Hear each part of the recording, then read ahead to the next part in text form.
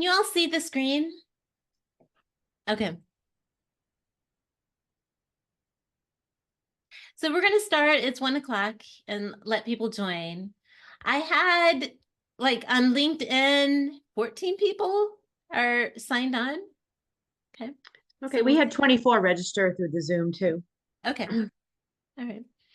I have a gift for you all. All of this content is written out. You will receive a PDF. You don't have to worry about taking notes. It helps me with my learning process to take notes. So do what you feel like you need to, but you will receive everything, including the offer that I have and how to access it. Hello, Beth Hickman. How are you? Beth is from Oak Ridge. Hello. Hello. Is it a snow day for you with the city? For the second day in a row, yes. Yeah. Kind of unprecedented. 9.5 inches. Wow. Yeah. Snowpocalypse. Yeah. All right. So I encourage you, this is a conversation. I only have 4 slides. They serve as visuals to get us talking.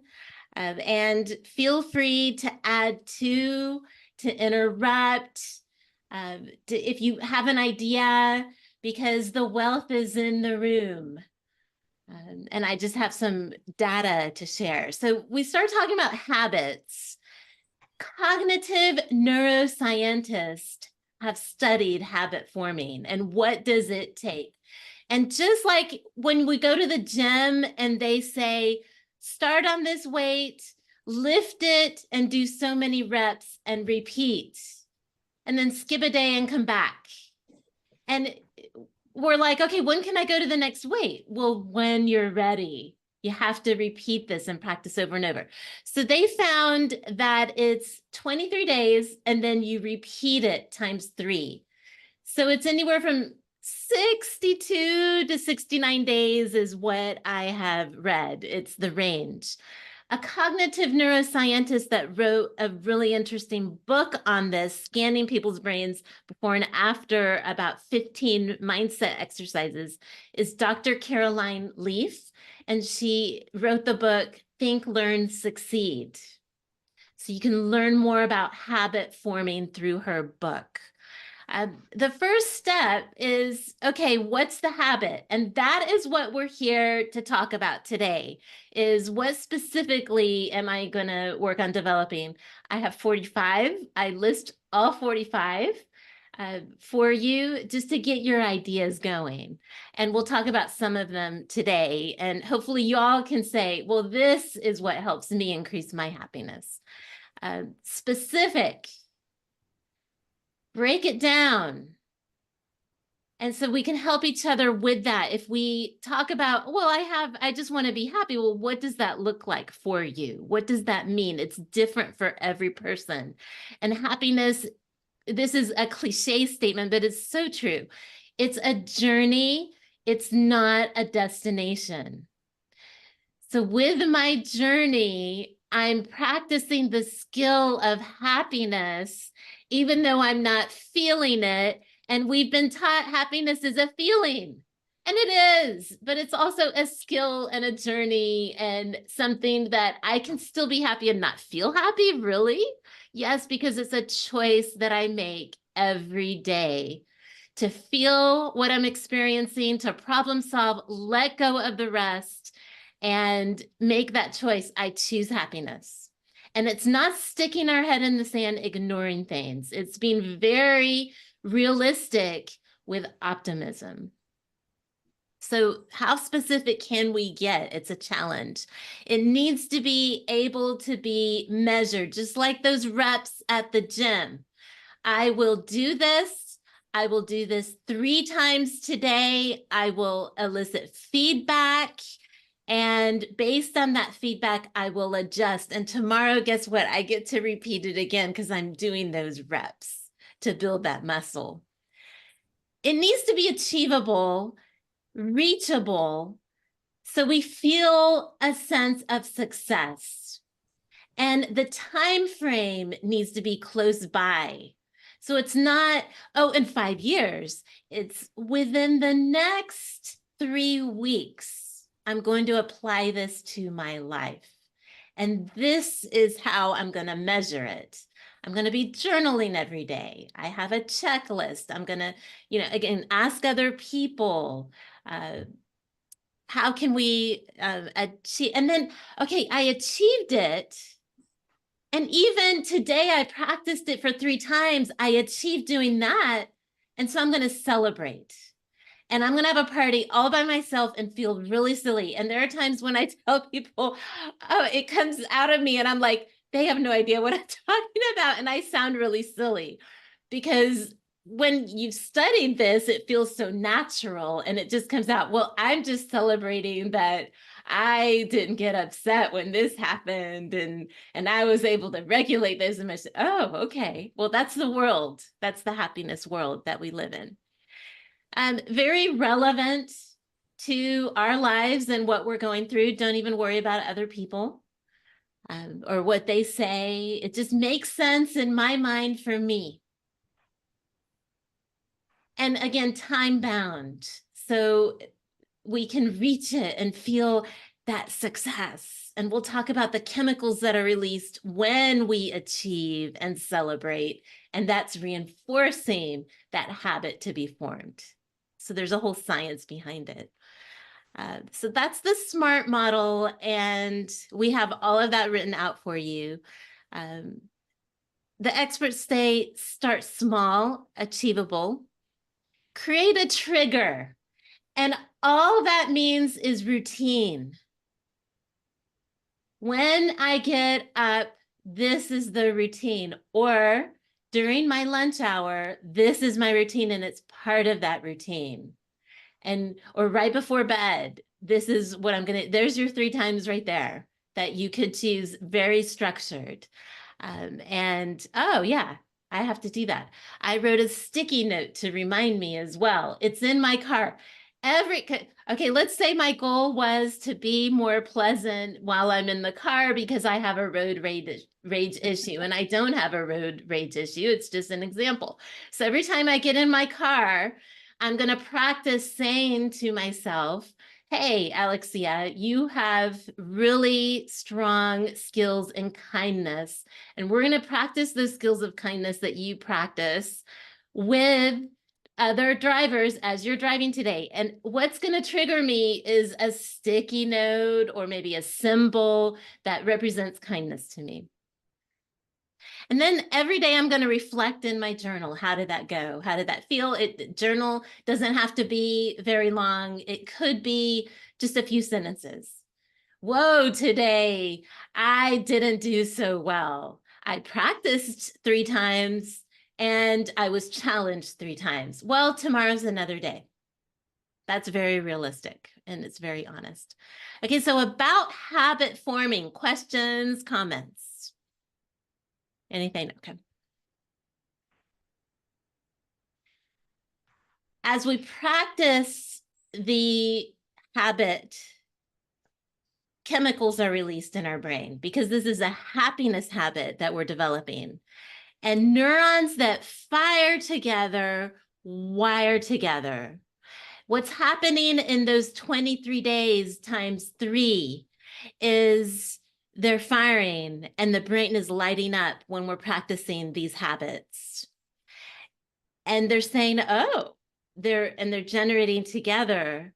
And that's why within 60 plus days, it's going to feel natural. And we're going to find a state of flow. That's actually a term coined by Martin Seligman, the modern pioneer of positive psychology.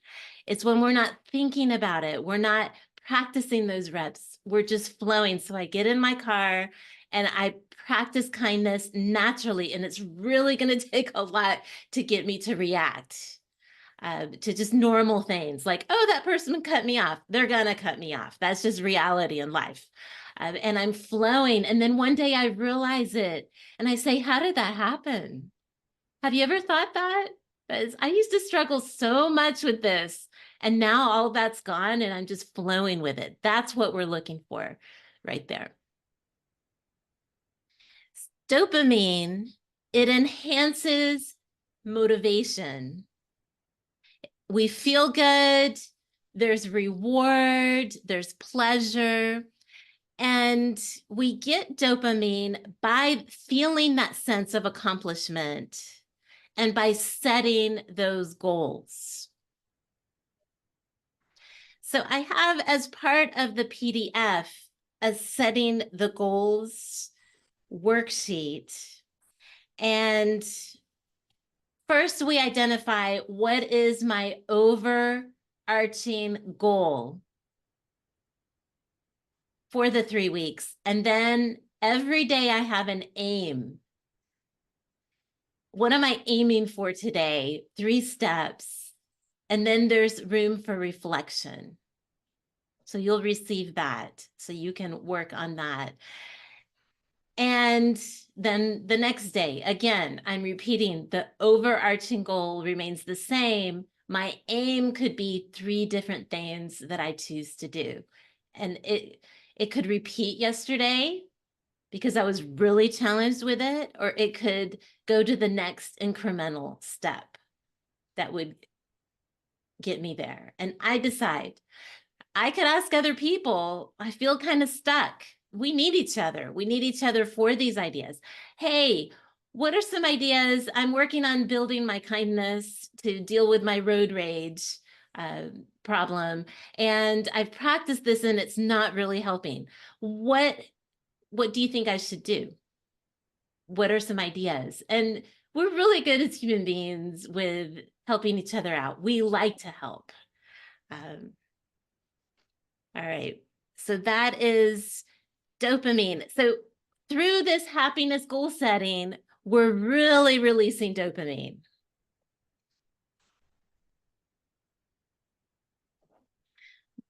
Have you heard of serotonin? We talk about serotonin with antidepressants, and it naturally is going to lower the depression and anxiety. And this is really relevant, especially during the winter months. We don't get as much natural vitamin D. There is not as much light. We're not outside as much because it's just so cold. So how do we promote that naturally? It's going to give us a feeling of well-being, happiness. It's through exercise and social bonding. So any way that we can exercise, even if we're stuck in the house, to even jog in place or do some old-fashioned jumping jacks. I would say burpees, but I don't like them. But if you like to do burpees, you could set some space. But that's easy to do. It's accessible. If there's joint issues, do some stretching with deep breathing. That helps a lot as well. Any kind of exercise, anything to get our heart flowing. And social bonding is the key to happiness, according to happiness studies that are being repeated. There's the Harvard 80-year study on happiness, and they followed students from Harvard beginning 1938 into the modern times, and they were very surprised with the findings that connection is the key to happiness. So social bonding in any way that we can. A lot of times we're socializing online on social media, but even the younger generations say, sure, I have a life online. I like to see my leaders online, like the company that I work for, the school that I go to. However, there's nothing like in person. They still love the in person when you talk to them. Okay, and the third chemical that we're talking about is endorphins. This is a natural high that opioids are released. Think about the runner's high.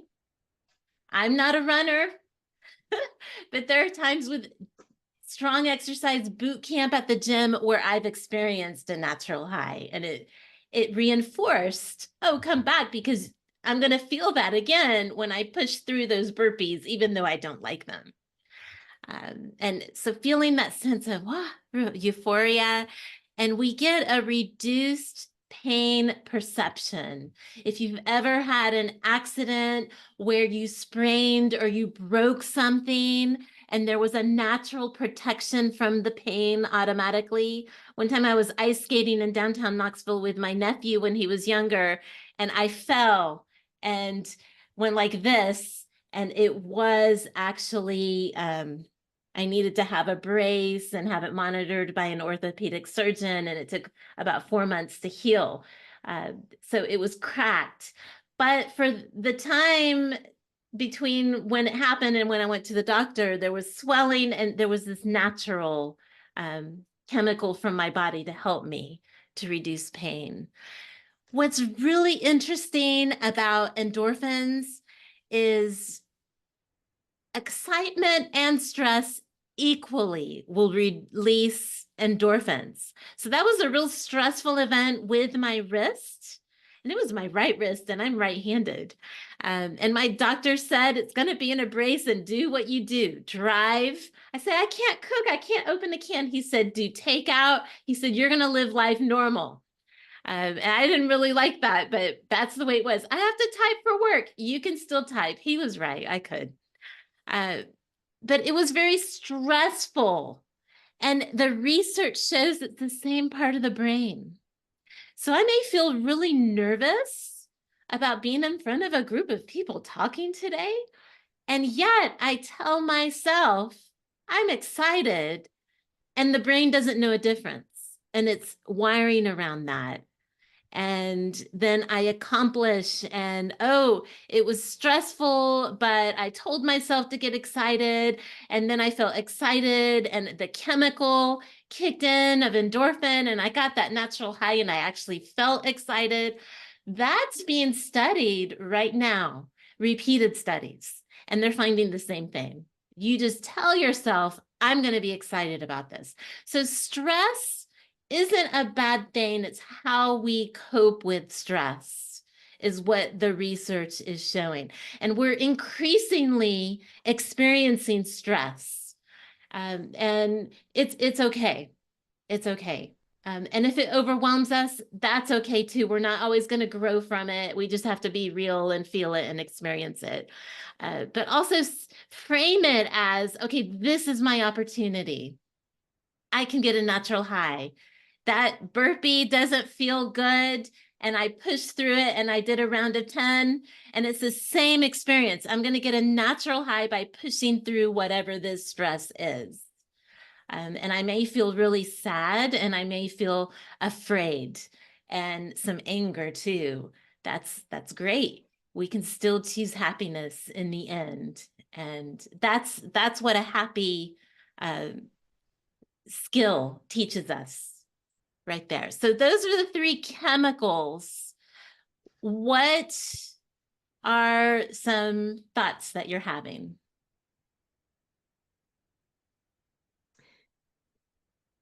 I have a thought. If you start experiencing some of these chemicals that make you want to do something over and over again, do you build up a resistance to them, and then you have to do more and more to then achieve the same kind of feeling? Or is it something that that doesn't build that kind of resistance? No, I don't think there is a resistance. Not that I've noticed in the research. That's a really insightful question, though, to think about.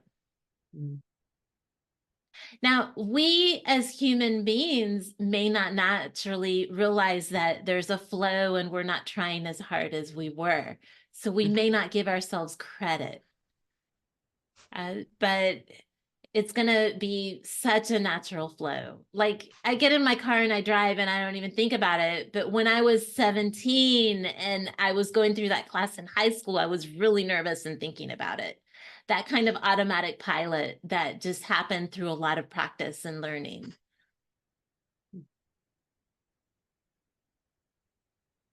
But then reflecting on that, like now, I used to take really long road trips. Like I drove from LA to Knoxville in 3 days, and that was in 2008. And now I don't want to do that, but I get a lot more tired when I do that.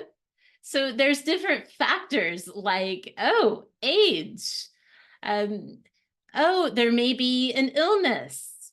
Something may impede that we didn't have before. And so we may have to even work a little harder to get back there. Just like going right now to do burpees in the gym, it's not like even 10 years ago for me, because I'm out of practice, honestly. So I need to get back in practice, but I know the technique of it. Okay. Thoughts about that?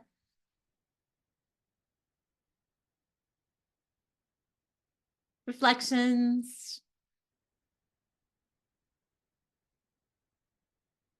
Okay, so what are these happiness habits? And I am going to stop share so we can see. Can everybody see each other better now? Yeah, okay.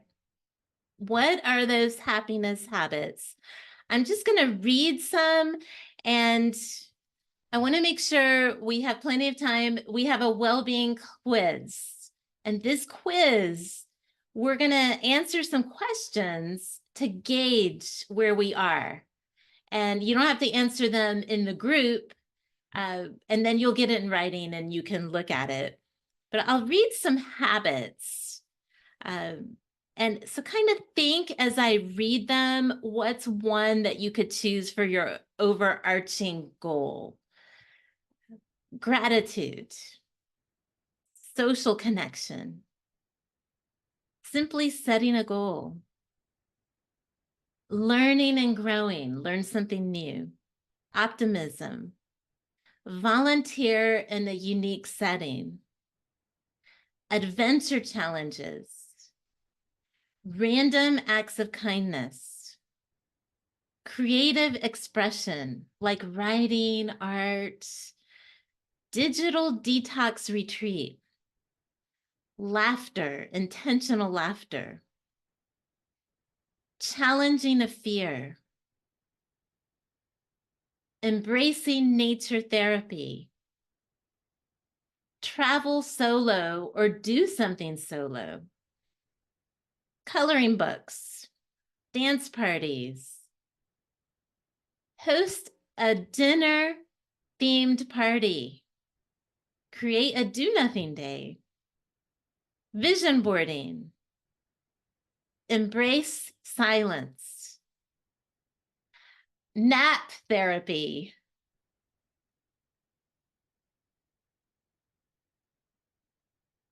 huddle therapy,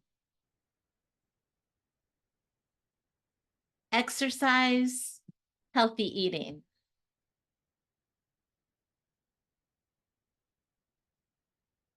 You're going to get the list, and the recommendation is break it down. But is there one that stood out to you? Would anyone like to share? Traveling solo. Okay, travel solo, Beth Hickman. Yes. Yeah. I've done it a little bit and want to do it more. So, Okay. And what did that do for you when you went and ventured out? it empowered me. Like it made me feel like I didn't have to depend on other people for my happiness or my experiences, that I was able to experience things on my own without having to have another person. That's a strong word, empowered. Wow. Who else would like to share?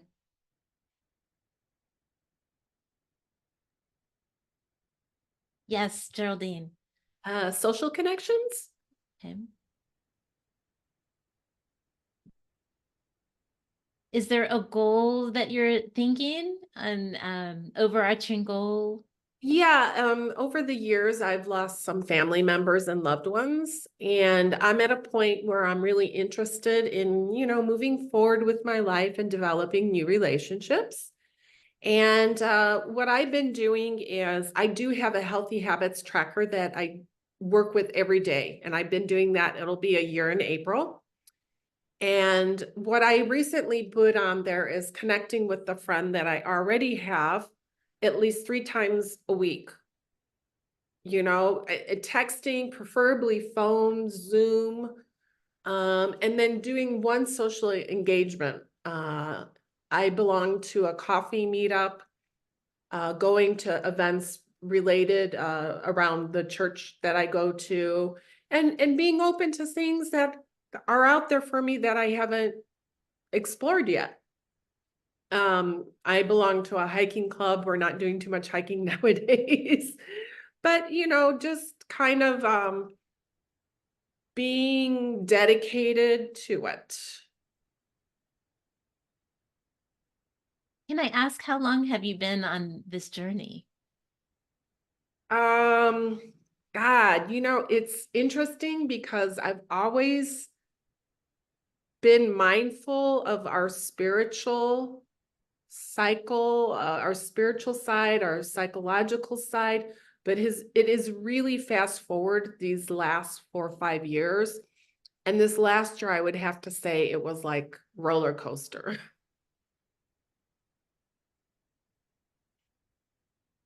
Okay, so I hear you saying that you have this habit and you're consistent with practicing it. And there may be something like cold that gets in the way of hiking, but that doesn't stop the momentum of your Right. forming. Right. I like yesterday, it was -9 degrees. It felt like -9, but it was 4 degrees. And, I recently relocated to Indianapolis from San Antonio. So my blood has thinned.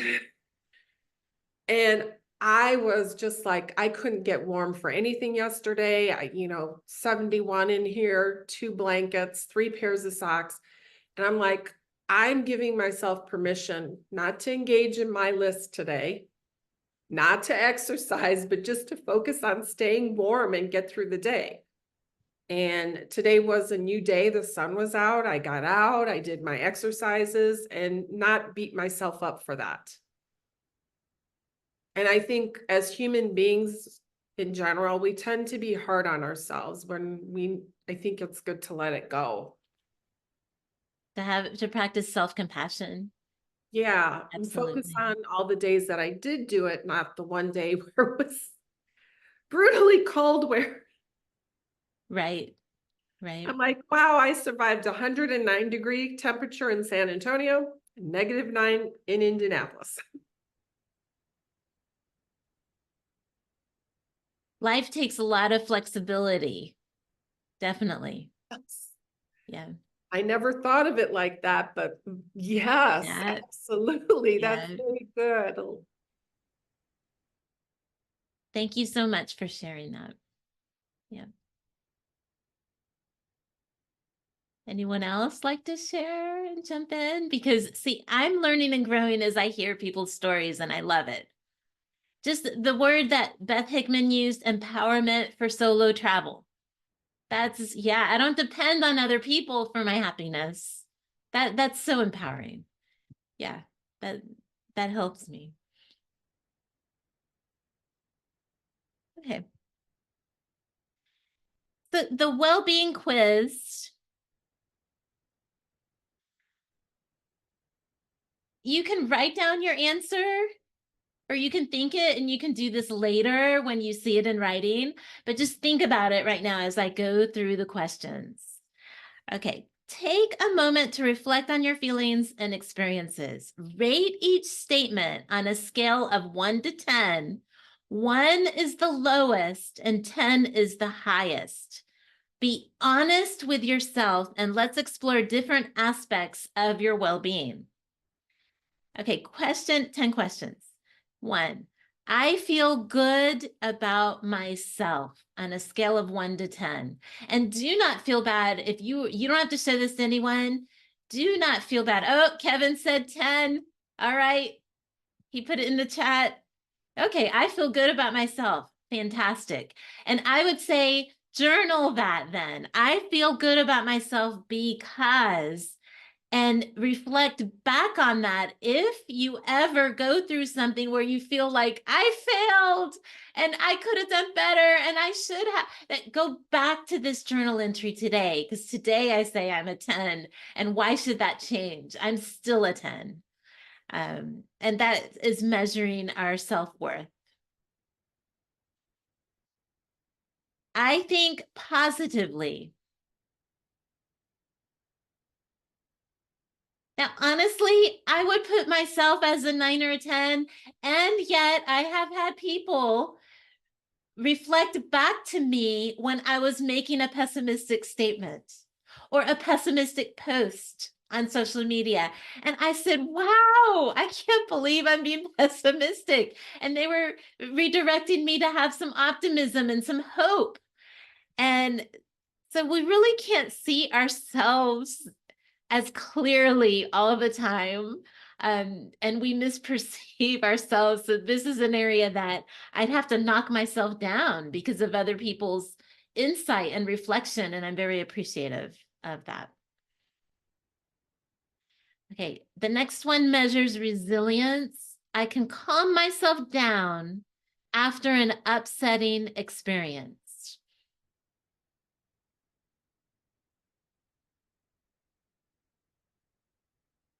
Something that I work on is how long does it take for me to calm myself down?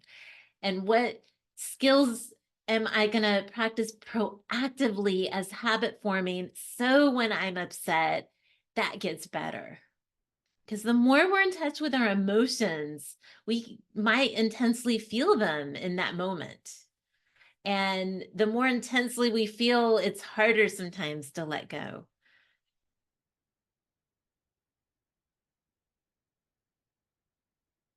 Okay, the next one is mindfulness. I stay present in every moment. Meaning something happens and I can talk myself through it that, okay, wait, the earth didn't shatter, the sky didn't fall, we're all still here. And all I have is right now, this moment. What am I going to do about it? I can't think of yesterday and change it. Realistically, what about tomorrow? You know, all that worry that goes through our minds. Yeah. How well do I manage the worry? Because cognitively, we can all say it doesn't change anything. It just harms us. But how well do we do that? Mindfulness. Next one. I believe that my life has meaning and purpose. This is something that's talked about in Martin Seligman's model of well-being, that we create meaningful accomplishment.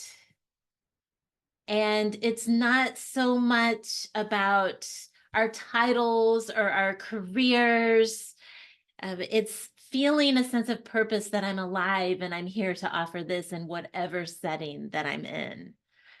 And may it be, I'm here to increase my happiness and the happiness of others around me. Because when we do that, we give people hope. And we need hope. Okay, next one measures kindness. I enjoy doing things that benefit others.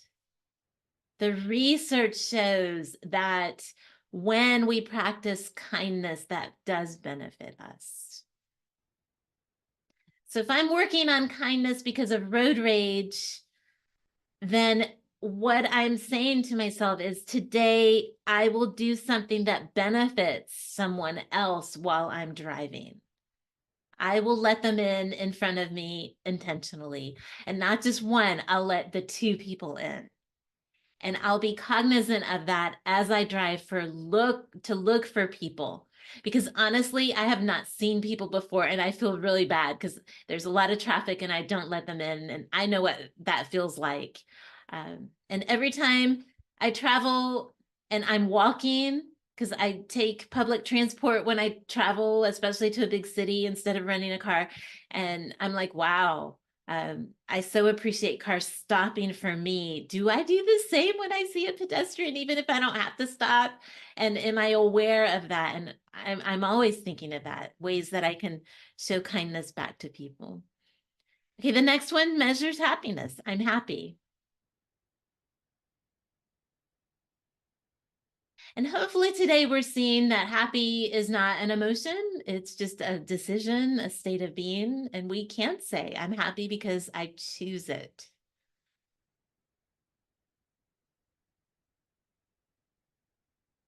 Okay, next one, relationship satisfaction. I have meaningful relationships with others. So not just relationships, but meaningful relationships.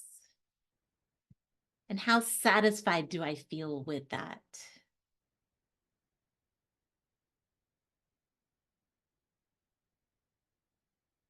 Okay, the next one measures life satisfaction. I like my life.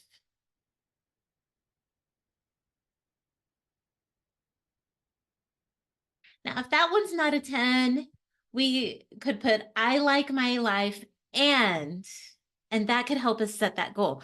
I'm going to work on increasing my time with this person, or I'm going to work on this relationship with this person to better it. And this is how I'm going to do that. You know, examples just like Geraldine gave us.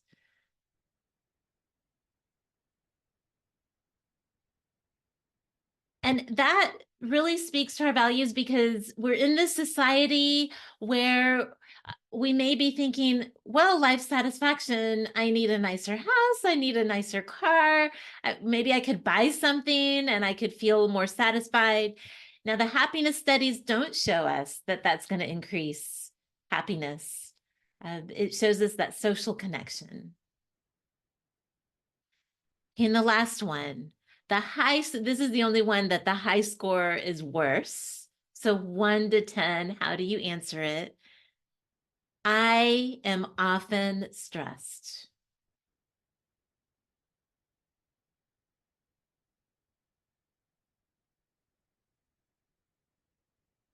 And the rebuttal to this is I'm often stressed and I'm going to leverage that stress to create excitement and receive those endorphins. I often feel stressed and I'm going to cope with it by these are the steps that I'm going to take.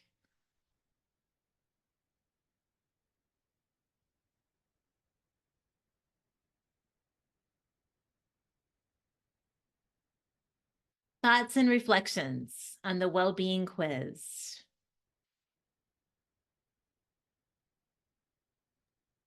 Is there a scale that we can measure our score to? There is not. This is not a scientific.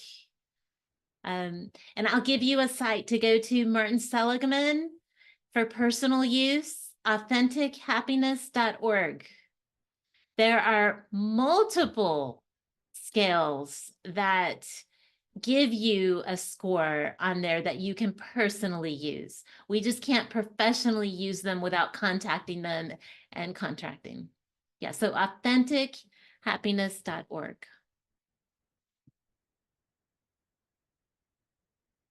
This scale is a conversation starter. It's a journal entry prompter.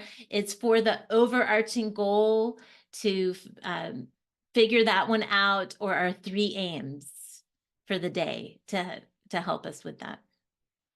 Yeah. And it's a tool that we can have in our journal and we can reflect back to. Right, so if I start off today with my numbers in my journal of the well-being quiz, and then practice a happiness habit, and at 23 days, look back, take the test again and look back, oh, I naturally scored higher, and look at my numbers. That can help me personally measure it.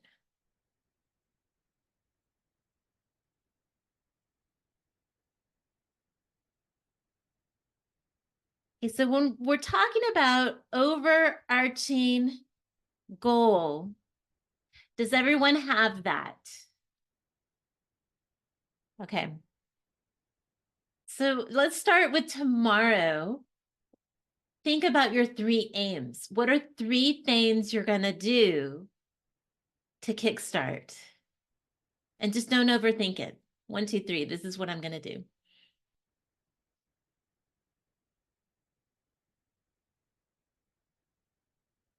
You'll receive it in the PDF.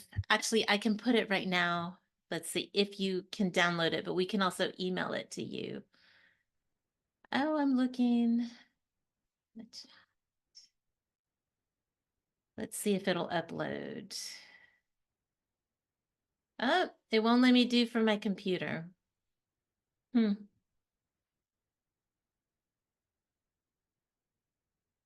It wants me to upload from the iCloud. So, okay, very odd. But we'll get that to you. And so you'll see the goal sheet with the overarching goal, the 3 aims, and a place for reflection. So you could just copy a bunch of those. Yeah, go ahead. I'm sorry. I was just going to say that Michelle will follow up with an email. She's on vacation this week, but she'll follow up early next week with an email, and we'll include all the links in that as well. So, and a recording. Yeah. Awesome.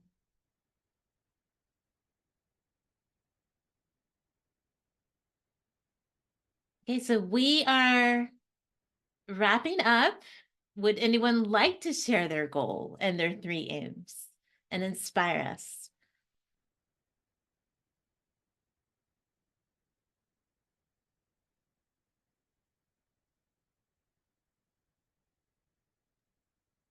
Yes, Geraldine. The 3 things I put, prayer, gratitude, and exercise for tomorrow.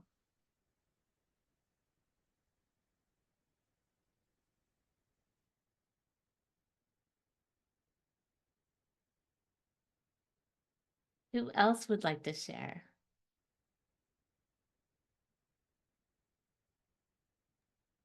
I'll share.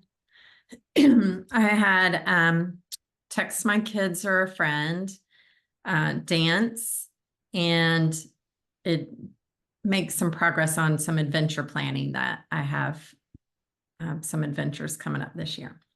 Okay, awesome. Thank you, Merritt. Who else would like to share?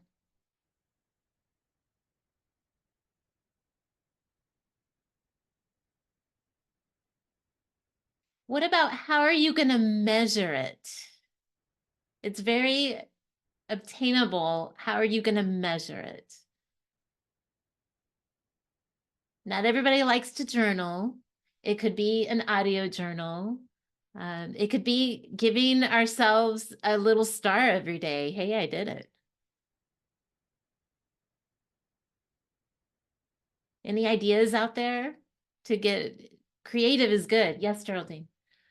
How about like just putting it on your list, like a honey-do list for yourself? Right. And then to check it off. We like to check things off and see it visually. It feels like we accomplished because we did accomplish. Yeah, that's good. Yes. Have you ever heard too, Alexia, in your studies that when you do something like, if I write down, I exercise today, like exercise, gratitude, and prayer. I just put them down and a check mark. Is that a way that you're telling your brain that this is okay? Yes. Yes. Okay. And our brain, there's something about saying it as well. But yes, we're acknowledging it. That's why celebrating the successes, even when they feel so small, we do that intentionally because it's rewiring the brain. Yeah.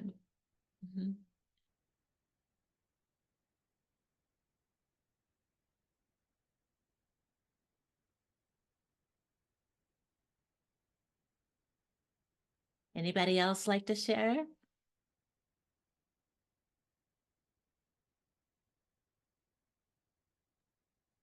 I will. So for me, it's family focus, dealing with this closure because we're closed out here and all the facilities that I have to be aware of, issues, opportunities there, and then adventure planning. I have my brother and I are going to hike part of the Appalachian Trail this summer and do some backcountry fly fishing. And then next year, I'm going to Ireland on a Fulbright specialist project. And so I have been in contact with both my boss and my host over there. It's a long-term planning deal, and I'm very excited. I've never been on international travel before. Thank you, Kevin, for sharing. It's exciting to look forward to something. And that really gets our chemicals going when we're planning and we're talking about it. Yeah. Yeah. And hopefully that'll counterbalance the challenge of all the facilities that you're overseeing with this 8 to 10 inches of snow that we have. Yeah. And the cold.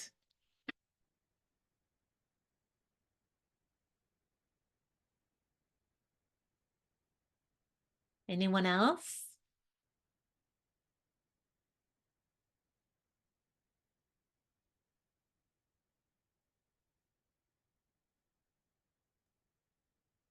I really like what Kevin had to say, and that you kind of reinforced it to the group that it's exciting to talk about something that we are looking forward to. And I like that. I love that. It brought a new level of awareness to me today. That's awesome. Yeah.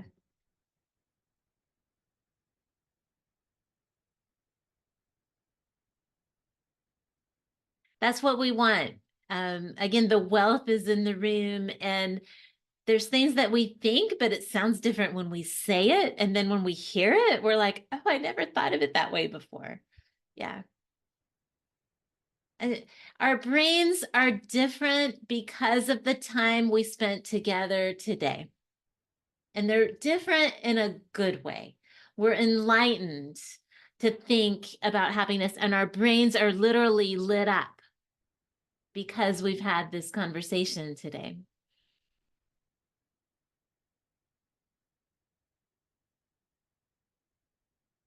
So closing comments. We've talked about takeaway and next steps. That was the purpose. Any closing comments as we wrap up?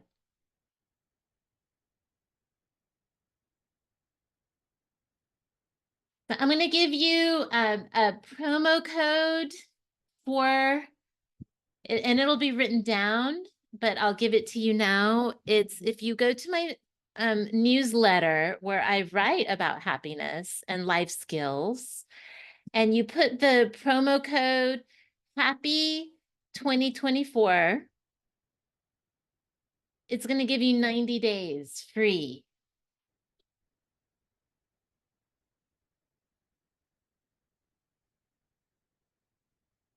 You're on mute. Yeah. Thank you. Yeah, you're welcome. So you'll get that direct link with the material that is sent to you. Also, I offer 30-minute complimentary consult for coaching services. And if you go to my website on the booking page, alexia.web3.com, and just on the booking tab, you can click on that and schedule it. But again, that will be on the PDF, where you get all of the habit forming information, the quiz, the overarching goal steps to take. Okay.